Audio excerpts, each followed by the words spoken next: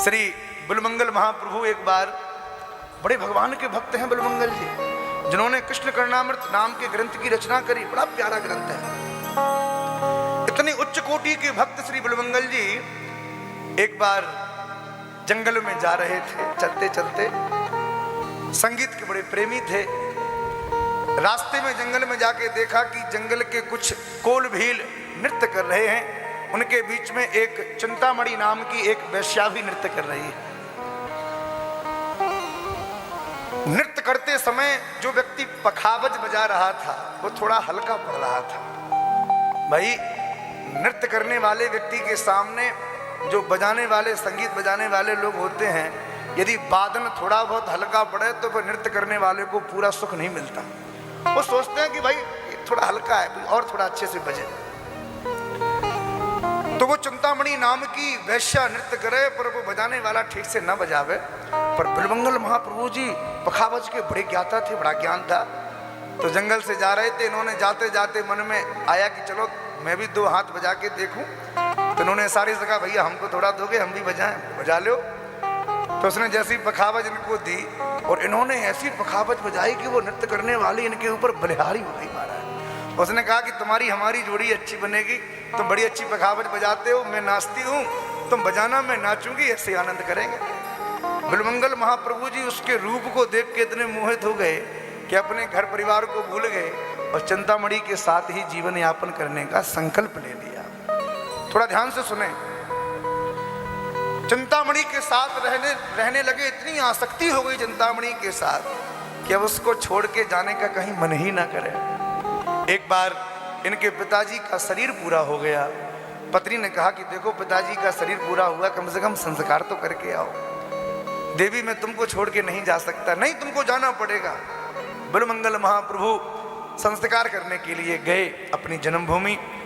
संस्कार किया, अपने पिता के शरीर में अग्निदान दिया और अग्नि लगाने के बाद अग्नि शांत ही नहीं हो पाई और रात्रि के समय ही अपनी पत्नी से मिलने के लिए चले आए। उस पत्नी ने जैसे ही देखा, अर्धरात्रि में इनको आता हुआ देख के बड़ी व्याकुल हो गई और उसने कहा, बिल्वमंगल तू मंगल है, तू तो बड़ो ही अमंगल। तुमने अपने पिता की अग्नि को शांत भी नहीं होने दिया और तुम इस हाड़ मांस के पुतले से मिलने के लिए यहाँ तक चले आए। तुम तो बड़े अमंगल हो। इतनी प्रीति यदि तुम्हारी भगवान कृष्ण में होती तो तुम्हें कन्हैया मिल जाते। ये बात जैसे ही सुनी बिल्वमंगल जी का तो महाराज भाव ही बदल गया। देखिए, कौन सी बात किसके भीतर बैठ जाए, कौन सी बात कहाँ किसको लग जाए, कोई नहीं जानता। और कोई एक बात भी आपके भीतर बैठ गई तो आपकी जिंदगी को बदल सकती है। इसलिए तो ये कथाएं होती। 3 घंटे की कथा किसके भीतर बैठने वाली है भैया? आज चौथा दिन कथा का। यदि हम किसी एक व्यक्ति को खड़ा करके कहें कि कल की कथा बताओ हमने क्या सुनाई थी, तो कोई एक नहीं बता पाएगा कि महाराज आप क्या कथा सुनाई थी। कथा में कोई एक बात यदि बैठ गई तो वही एक बात आपका जीवन बदल देगी महाराज। एक बात जिंदगी बदल देगी।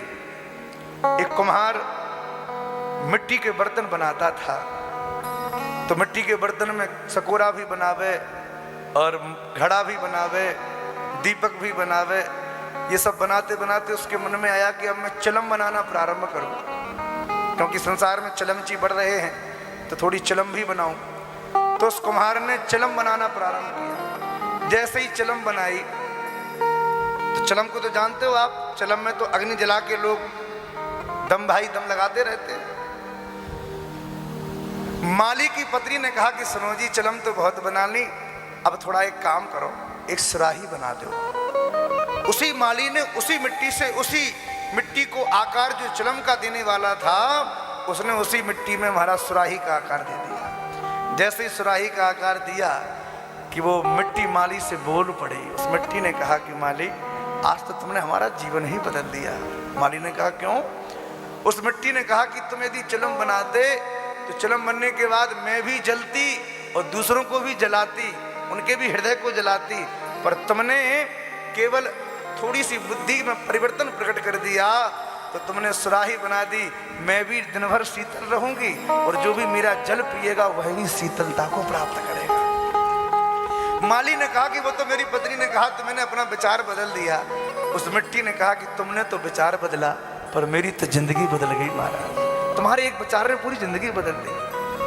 तो कथा में एक विचार भी जीवन बदल देता है। और कभी कोई बात लग जाए तो फिर क्या कहना। बिरमंगल जी को ऐसी बात लगी कि सब कुछ छोड़ के जंगल में निकल पड़े, सब बेकार है, जंगल में चलने लगे। जैसे ही जा रहे थे प्यास लगी, एक कुएं के पास पानी पीने के लिए गए तो एक गांव की स्त्री जल भर रही थी घड़े में। उससे कहा देवी पानी पिला दो। उसने जैसे ही घड़े से पानी पिलाया तो पानी तो पी लिया पर उसके रूप को देख के ये मोहित हो गए। पानी का घड़ा सिर पे धर के वो अपने घर गई तो बिलमंगल जी उसके पीछे पीछे उसके घर तक पहुंच गए। उस स्त्री के पति ने अपनी पत्नी से कहा देवी ये कौन है जो आपके पीछे चले आ रहे हैं। उस स्त्री ने कहा कि मैं तो नहीं जानती पर मैंने पानी जरूर इनको पिलाया। पहले के जमाने में अतिथि देवो भव, अतिथि को देवता के तुल्य देखते थे।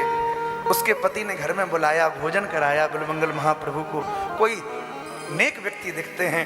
भोजन कराने के बाद जब स्वागत सत्कार किया तो बिलमंगल जी के मन में बड़ी पीड़ा हुई। मन में लगा कि अरे राम राम, मेरी बुद्धि तो देखो कहाँ मुझको लेके जा रही है।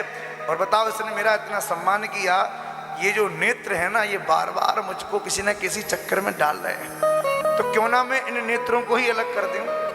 और बिलमंगल महाप्रभु जी ने उस स्त्री से कहा देवी एक प्रार्थना है, घर में सुई है क्या, सुई ला के दो। उस स्त्री ने सोचा कि शायद बिलमंगल महाप्रभु जी के कहीं वस्त्र फट गए होंगे इसीलिए सुई मांग रहे हैं सिलने के लिए।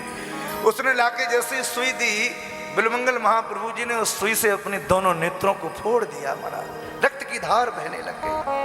नेत्र फोड़ के जंगल में निकल पड़े। जंगल में चले जा रहे थे, मन में सोचा कि ये नेत्र ही नहीं रहेंगे तब देखेंगे किसको, दुनिया ही नहीं दिखेगी। महाराज सब कुछ छोड़ के जंगल में भटकने लगे।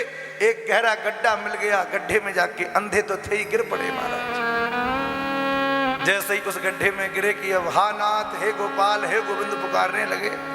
2-3 दिन बीत गए, भूख प्यास से तड़पने लग गए।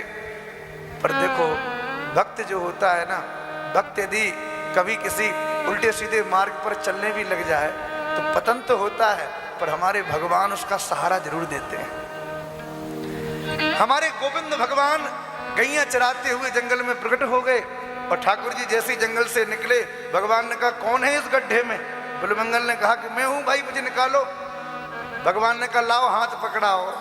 तो बिलमंगल जी ने हाथ पकड़ाया नहीं, हाथ पकड़ा। अंधा व्यक्ति जो होता है ना, अंधे की पकड़ बहुत तेज होती है। अंधा आदमी किसी के हाथ को पकड़ ले तो आप फिर छुड़ाना भी चाहो तो छुड़ा नहीं पाओगे, बड़ी तेज पकड़ होती है अंधे व्यक्ति की। बिलमंगल महाप्रभु जी ने भगवान के हाथ को पकड़ा, भगवान ने बाहर निकाला। जैसे ही चलने लगे तो बिलमंगल महाप्रभु जी ने पूछा कि भाई तुम कौन हो, इस जंगल में क्या कर रहे थे अकेले। कहा कि मेरा नाम गोपाल है, मैं यहीं गैया चराता हूँ। जैसे ही नाम गोपाल सुना, हाथ का स्पर्श हुआ, बिलमंगल जी के शरीर में तो बिजली सी कौंध गई। मन में ऐसे लगा कि ये कोई साधारण नहीं है, तो साक्षात मेरे प्रभु ही हैं। हाथ को पकड़ के खींचने लगे। भगवान ने कहा हाथ छोड़ो, बिलमंगल जी अपनी तरफ खींचे। भगवान ने झटके से हाथ खींचा और दूर जाने लगे। बिलमंगल महाप्रभु जी ने कहा प्रभु समझ गया, मेरी रक्षा के लिए आप ही यहाँ आए थे।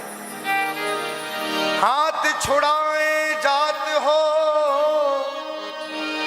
निवल जान के मोय, हृदय ते जब जाओगे सबल बंधु तो। हृदय से जाओ प्रभु तब हम आपको जाने। बिलमंगल जी कहते हैं यदि ये नेत्र भगवान की छवि का दर्शन नहीं करते तो ये नेत्र नहीं, ये भूत है महाराज।